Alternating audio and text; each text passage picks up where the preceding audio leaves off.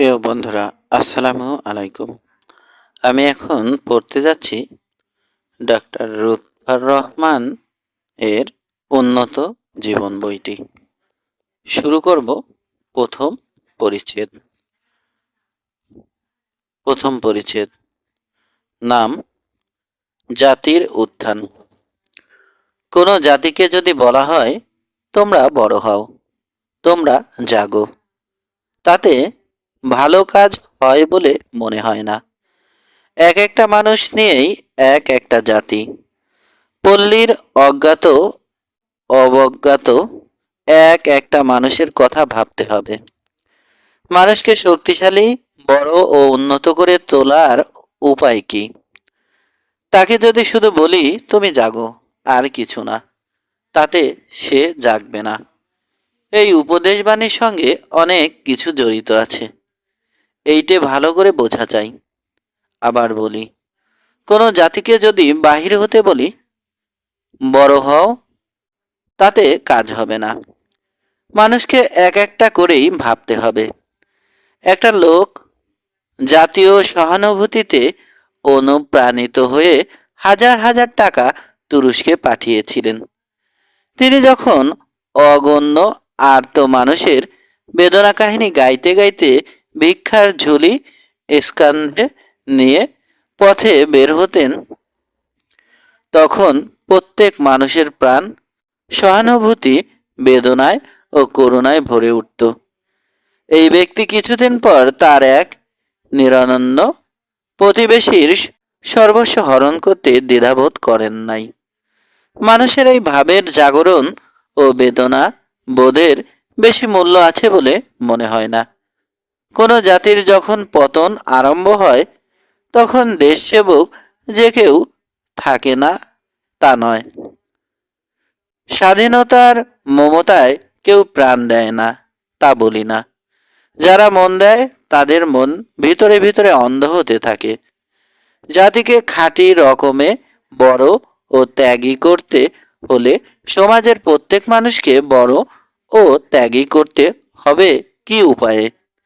দেশের মানুষের ভিতর আত্মবোধ দেবার উপায় কি? প্রত্যেক মানুষ শক্তিশালী, উন্নত হৃদয়, প্রেম ভাবাপন্ন, সত্য ও ন্যায়ের প্রতি শ্রদ্ধাবান, অন্যায় ও মিথ্যার প্রতি বিতৃষ্ণ হবে কেমন করে? জাতির প্রত্যেক বা অধিকাংশ মানুষ এইভাবে উন্নত না হলে জাতি বড় হবে না। প্রত্যেক মানুষের ভিতর জ্ঞানের জন্য একটা স্বাভাবিক ব্যাকুলতা জন্মিয়ে দেয়া চাই।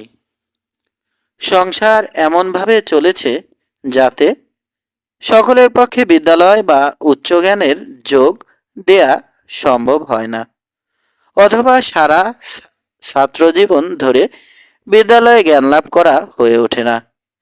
কেউ বাল্যে পিতৃহীন হয়, কারো পিতা জ্ঞানালোচনাকে বিশেষ আবশ্যক কাজ মনে না করে ছেলেকে স্কুলে পাঠান না। কেউ পাঠ্যাভ্যাসকালে উদ্যত ও দুর্মতি হয়ে পড়াশোনা ত্যাগ করে। কেউ বিদেশি ভাষার নিষ্পেষণে বোকা ভেবে পড়াশোনা বাদ দেয়। 5,000 ছাত্রের মধ্যে 50 জন ছাড়া বাকি সব ছেলেই সময়ে জ্ঞানান্ধ, হীন ও মৌন মুখ হয়ে যায়। ইহা জাতির পক্ষে কত ক্ষতির কথা। মনুষ্যত্ব লাভের পথ জ্ঞানের সেবা। জীবনের সকল অবস্থায় সকল সময়ে আহার স্নানের মতো মানুষের পক্ষে জ্ঞানের সেবা করা প্রয়োজন। উন্নত, ত্যাগী, শক্তিশালী, প্রেমিক, সত্য ন্যায়ের প্রতি শ্রদ্ধাবান মানুষ বিদ্যাহীন বা অল্প শিক্ষিত মানুষের মধ্যে পাওয়া যায় না। মানুষের বা জাতিকে বড় হতে হলে সবসময় তাকে জ্ঞানের সেবা করতে হবে। দেশের সকল মানুষকে জ্ঞানী করে তোলার উপায় কি? জাতির জীবনের মেরুদণ্ড মনুষ্যত্ব ও জ্ঞান, এই দুটি চাপা রেখে জাতিকে জাগতে বললে সে জাগবে না।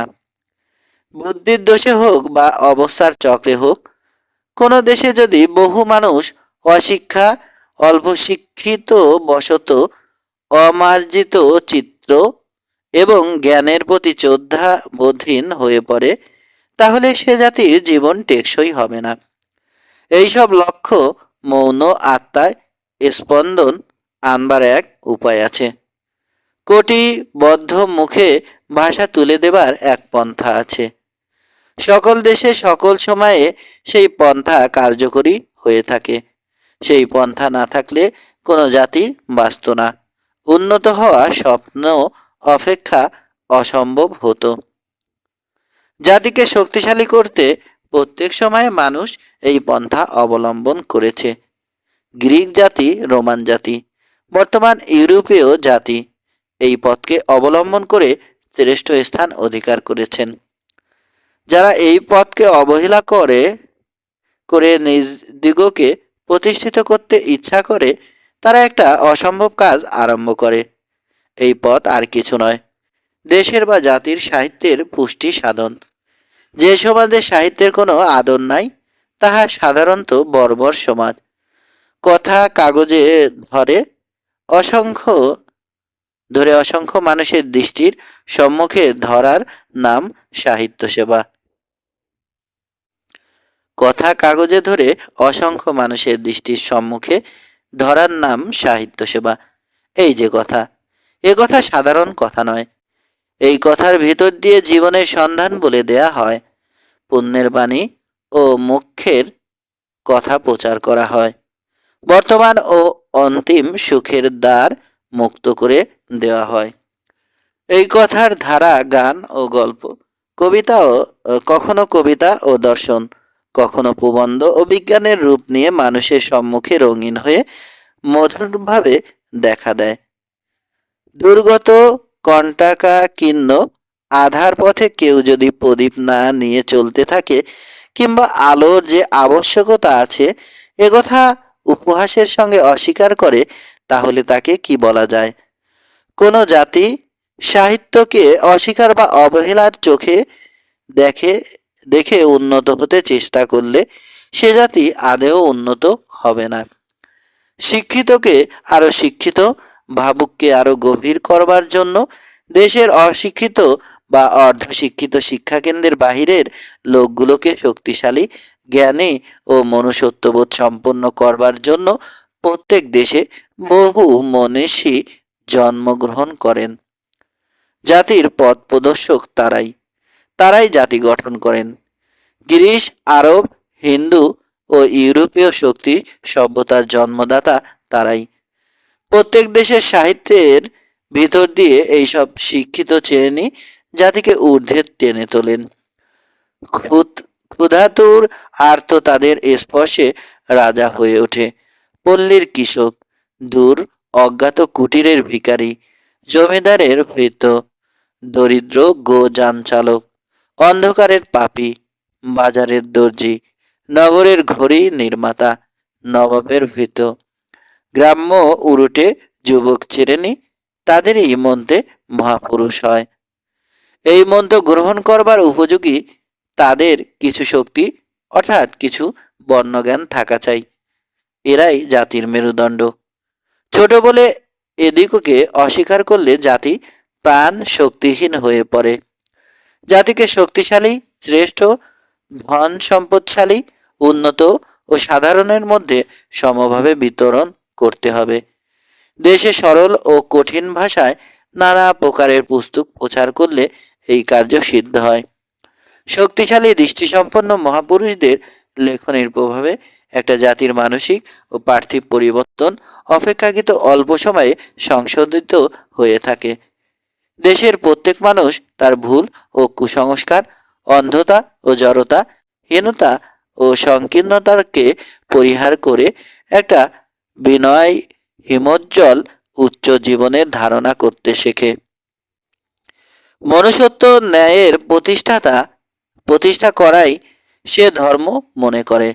আত্মমর্যাদা জ্ঞান সম্পন্ন হয় এবং গভীর পুষ্টি লাভ করে। তারপর বিরাট শক্তি জেগে ওঠে। ইংরাজের বিরাট শক্তির অন্তরালে বহু লেখকের লেখনী শক্তি আছে। বস্তুত লেখক বা জগতের পণ্ডিতবৃন্দ নিভৃতে চোখ লোকচক্ষুর অন্তরালে বসে বিশ্বের সকল অনুষ্ঠান ও কাম কেন্দ্রে গতি প্রদান করে। তাদের অজানা হস্তের কার্য ফলে অসংখ্য মানুষ মরুভূমে সাগর রচনা করেন, সাগর বক্ষে পাহাড় তোলেন। জগৎ সভ্যতার নির্মাতা তারাই।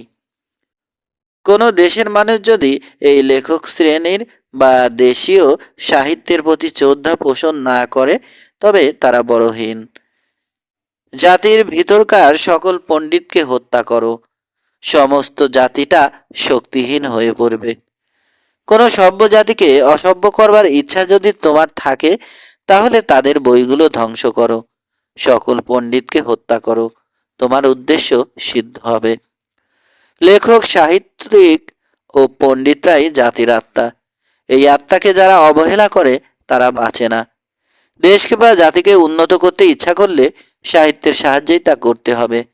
মানব মঙ্গলের জন্য যত অনুষ্ঠান আছে তার মধ্যে এইটি প্রধান ও সম্পূর্ণ।